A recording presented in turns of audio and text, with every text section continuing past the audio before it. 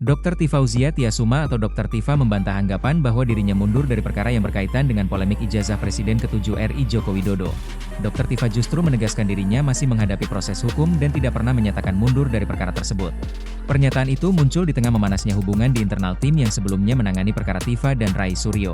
Persoalan tersebut mencuat setelah Ahmad Hozinuddin tidak lagi menjadi kuasa hukum Rai Suryo mengonfirmasi telah mencabut kuasa khusus terhadap Ahmad Hozinuddin sejak 11 Juli 2026.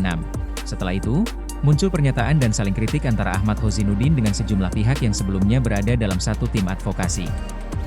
Ahmad Hozinuddin kemudian menyinggung pihak-pihak yang dianggap tidak lagi sejalan dengan strategi perjuangan hukum yang selama ini dijalankan. Dr. Tifa menjadi salah satu nama yang ikut terseret dalam polemik tersebut. Namun, Dr. Tifa menolak anggapan bahwa dirinya mundur atau memilih menghindari proses hukum. Sikap itu juga sejalan dengan pernyataannya beberapa bulan sebelumnya ketika ia menolak opsi restoratif justice dalam perkara yang menjeratnya. Pada Maret 2026, Dr. Tifa menegaskan tidak pernah mengajukan dan tidak berencana mengajukan restoratif justice. Ia menyatakan aktivitas yang dipersoalkan merupakan bagian dari penelitian dan penyampaian pendapat yang menurutnya dilindungi konstitusi. Polemik dimulai dari perpecahan tim hukum, perkara ijazah Jokowi kini memasuki fase berbeda. Jika sebelumnya perhatian publik banyak tertuju pada tudingan mengenai keaslian ijazah, perkembangan terbaru justru memperlihatkan perselisihan di antara pihak-pihak yang sebelumnya berada dalam satu barisan. Ahmad Hozinuddin sebelumnya menjadi bagian dari tim hukum yang mendampingi Rai Suryo dan Dr. Tifa. Namun, Rai Suryo kemudian mencabut kuasa hukum terhadap Ahmad Hozinuddin. Rai Suryo menyatakan keputusan tersebut telah diambil pada 11 Juli 2026. Dengan pencabutan kuasa itu, Ahmad Hozinuddin tidak lagi menjadi bagian dari tim penasihat hukum Rai Suryo. Setelah pencabutan kuasa tersebut, muncul perbedaan pandangan mengenai strategi hukum yang seharusnya dijalankan. Refli Harun, yang masih menjadi bagian dari tim hukum Rai Suryo dan Dr. Tifa, menyatakan strategi yang dijalankan selama ini merupakan hasil pembahasan bersama dengan klien. Refli Harun menjelaskan bahwa langkah seperti pengiriman surat kepada Komnas HAM, audiensi dengan Kejaksaan Agung dan DPR, hingga pra-peradilan telah dibahas dan disetujui Rai Suryo serta Dr. Tifa.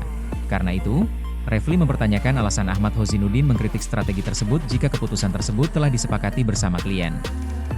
Refli juga menilai apabila Ahmad memiliki perbedaan sikap terhadap strategi hukum, persoalan tersebut seharusnya disampaikan kepada klien, bukan diarahkan kepada kuasa hukum lain. Ahmad Hozinuddin kemudian memberikan penjelasan mengenai sikapnya. Ia menyatakan selama mendampingi Rai Suryo, dirinya melakukan advokasi tanpa menerima bayaran. Ahmad menyebut pendampingan tersebut dilakukan secara pro bono karena ia menganggap persoalan dugaan ijazah Jokowi sebagai kepentingan publik. Menurut Ahmad, perjuangan tersebut bukan semata-mata perjuangan Rai Suryo atau Dr. Tifa, melainkan berkaitan dengan kepentingan masyarakat. Pernyataan itu disampaikan setelah Rai Suryo mencabut kuasa hukumnya. Ahmad juga kemudian melontarkan kritik terhadap pihak yang dianggap tidak lagi mengikuti strategi perjuangannya. Disinilah istilah pengecut kemudian muncul dalam polemik tersebut. Namun, Dr. Tifa tidak menerima pelabelan tersebut. Ia membantah dirinya mundur dari perkara hanya karena tidak mengambil langkah yang sama dengan Ahmad Hozinuddin. Sikap Dr. Tifa menjadi penting karena proses hukum terhadap dirinya sebenarnya masih berjalan. Dalam situasi tersebut, muncul anggapan bahwa Dr. Tifa mulai mengambil jarak dari polemik ijazah Jokowi. Anggapan itu antara lain muncul karena intensitas kemunculannya di ruang publik tidak lagi seperti sebelumnya. Namun, berkurangnya penampilan publik tidak dapat secara otomatis dimaknai sebagai pengunduran diri dari perkara. Terlebih, secara hukum Dr. Tifa masih berstatus sebagai pihak yang menghadapi proses persidangan. Ia tidak menarik diri dari perkara. Ia juga sebelumnya secara terbuka menolak restoratif justice.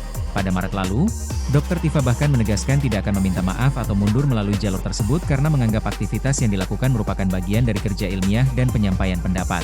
Karena itu, istilah mundur perlu dibedakan antara mundur dari aktivitas advokasi di ruang publik dan mundur dari proses hukum. Keduanya merupakan hal yang berbeda.